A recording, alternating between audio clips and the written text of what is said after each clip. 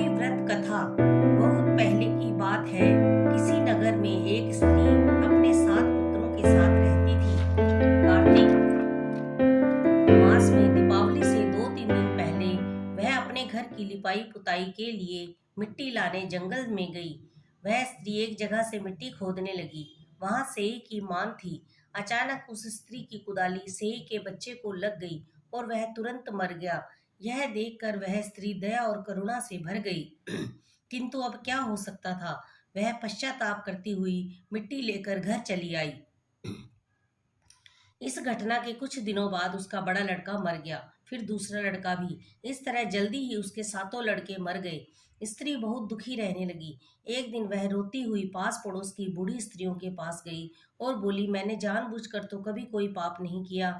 हाँ, एक बार मिट्टी खोदते हुए अचानक में सेई के बच्चे को कुदाली लग गई थी। तब से 1 वर्ष भी पूरा व्यतीत नहीं हुआ, मेरे सातों पुत्र मर गए।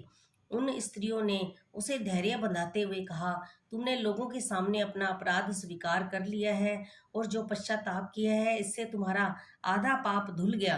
अब तुम उसी अष्टमी को भगवती माँ के पास सेई और उसके बच्चों के चित्र बनाकर उनकी पूजा करो। ईश्वर की कृपा से तुम्हारा सारा पाप धुल जाएगा और तुम्हें फिर से पहले की तरह पुत्र प्राप्त होंगे।